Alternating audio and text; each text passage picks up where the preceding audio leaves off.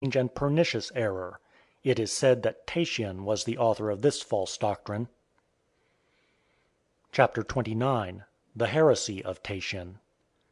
He is the one whose words we quoted a little above in regard to that admirable man, Justin, and whom we stated to have been a disciple of the martyr. Irenaeus declares this in the first book of his work against heresies, where he writes as follows concerning both him and his heresy: Those who are called Encratites, and who sprung from Saturninus and Marcion, preached celibacy, setting aside the original arrangement of God and tacitly censuring him who made male and female for the propagation of the human race.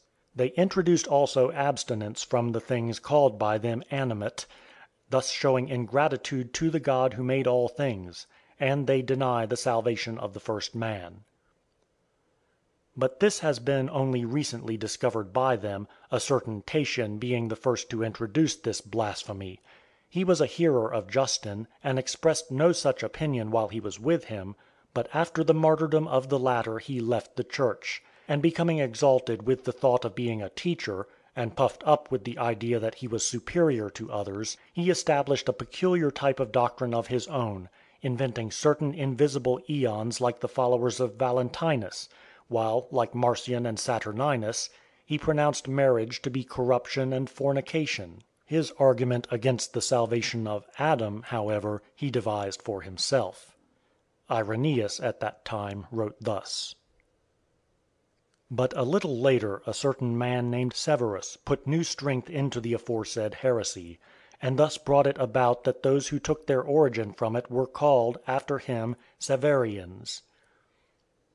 They, indeed, use the law and prophets and gospels, but interpret in their own way the utterances of the sacred scriptures. And they abuse Paul the apostle and reject his epistles, and do not accept even the Acts of the Apostles.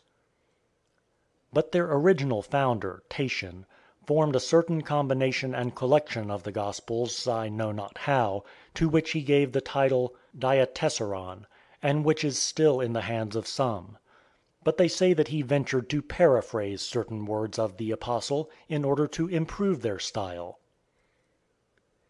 He has left a great many writings. Of these the one most in use among many persons is his celebrated Address to the Greeks, which also appears to be the best and most useful of all his works.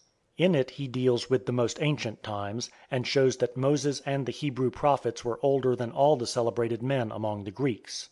So much in regard to these men. Chapter 30. Bardesanes the Syrian and his extant works. In the same reign, as heresies were abounding in the region between the rivers, a certain Bardesanes, a most able man and a most skilful disputant in the Syriac tongue, having composed dialogues against Marcion's followers and against certain others who were authors of various opinions, committed them to writing in his own language, together with many other works. His pupils, of whom he had very many, for he was a powerful defender of the faith, translated these productions from the Syriac into Greek. Among them there is also his most able dialogue On Fate, addressed to Antoninus, and other works which they say he wrote on occasion of the persecution which arose at that time.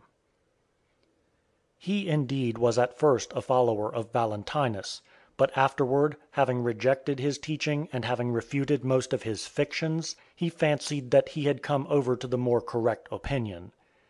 Nevertheless he did not entirely wash off the filth of the old heresy. About this time also Soter, bishop of the Church of Rome, departed this life. End of Book 4, Part 4.